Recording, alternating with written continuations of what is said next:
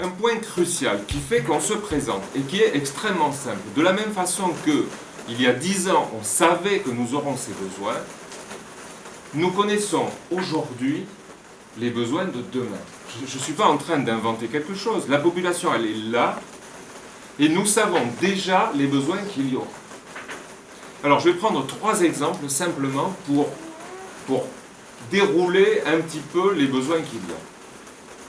Quel que soit votre âge, à un moment donné, vous aurez des besoins d'accompagnement par rapport à de la mobilité, et nous aussi, et tout le monde aura ces besoins-là. Si ce n'est vous, ce sera vos parents. Il y aura besoin évidemment de places en maison de retraite, mais ça ne sera pas suffisant. Parce que nous préférerons rester à domicile que d'aller en maison de retraite. Tous les chantiers sont là. Et ils existent d'ores et déjà. Déplacement, transport à la demande, taxis ruraux, etc. Il y a plein de solutions. Il y a d'autres cantons qui l'ont fait et d'autres départements qui le font aujourd'hui. Multiservices, des commerces ruraux. Eh bien oui, il y a des départements qui sont en train de réinstaller du commerce rural. On nous dit, mais c'est pas rentable. Mais c'est pas la question. La question, c'est la nécessité. Dans certaines zones, le commerce rural est un service public aussi. Et c'est pour ça aussi que nous sommes ici. Donc il y a des départements qui aident tout simplement à l'installation, qui aident au fonctionnement, etc. Sur les loyers, etc. Tout est possible. Il y a des outils et il y a les moyens pour ça. Se divertir, la culture, le loisir. Aujourd'hui, on est en train de bricoler avec des petites associations qui font un remarquable travail, tant qu'il y a des bénévoles. Et puis quand les bénévoles s'usent ou en ont marre, eh bien il y a des associations qui ferment ou qui ne peuvent plus proposer ces services. Donc tout ça, il faut qu'on le soutienne. Et le Conseil général est l'un des rares outils qui peut accompagner les communes pour pouvoir développer et permettre de répondre à ces besoins. De la même façon, les gens qui sont ici depuis des générations ont envie que leurs enfants s'installent ici. Et ce sera mon deuxième exemple sur les 3 que je vais présenter. Ils ont envie que leurs enfants soient là parce qu'ils ont toujours vécu là, parce qu'ils ont travaillé là, parce qu'ils se sont installés là, parce qu'ils se sont mariés là, etc.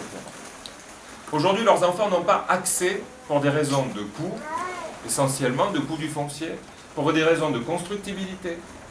Et ça n'est pas possible. Les moyens, ils existent. Ils sont assez simples à dire, à mettre en place, c'est autre chose. Et c'est pour ça que la première visite que nous avons faite, c'est celle de la station d'épuration de Serre-Morlaàs. L'assainissement collectif est l'une des réponses possibles. Aujourd'hui, sur la plupart des communes, en dehors de Serre-Castet et de Morlaàs, sans parler de Serre-Castet et de Morlaàs où c'est bien pire, on est juste à la sortie, sur ces communes qui sont périphériques de Serre-Castet et de Morlaàs, on est sur des terrains qui sont aux alentours de, enfin qui sont entre 50 et 60 euros, on va dire, du mètre carré. S'il faut 1500 ou 2000 mètres carrés, faites le calcul vous-même, vous voyez l'investissement que ça demande. S'il y a de l'assainissement collectif, alors c'est pas vrai sur toutes les communes, hein, soyons clairs, il y a des communes qui n'en ont pas forcément besoin, ça dépend de l'état des sols, on ne va pas rentrer dans les détails, mais globalement pour beaucoup de communes, si on a l'assainissement collectif, on peut descendre à 500 mètres carrés, 700 mètres carrés. Ça divise par 4, ça divise par 3 l'accès au terrain. On est un canton où beaucoup de familles se sont installées et où on a un taux d'enfants qui est beaucoup plus élevé que la plupart des cantons en France. Ce qui est normal parce que ça a été lié à l'arrivée sur le canton à un moment donné pendant les 10 dernières années de familles qui étaient relativement jeunes puisque le coût du terrain était relativement faible. Donc on a un nombre d'enfants important sur le canton. Ces enfants, on le sait, ils vont rester là au moins jusqu'à l'adolescence et probablement jusqu'à leur jeunesse. Après, ils ont de grandes chances d'étudier ailleurs pour revenir ensuite probablement beaucoup plus tard. Voilà. C'est en gros le schéma qui est. Ils sont là déjà, ces enfants-là. Ils vont grandir, ils vont devenir adolescents. Aujourd'hui, malheureusement, on voit dans un certain nombre de nos communes, les enfants se réunir, les jeunes, les adolescents se réunir sous les abribus, sous des paravents de bibliothèques. Ça n'est pas acceptable. Tous les enfants d'aujourd'hui, demain, deviendront adolescents.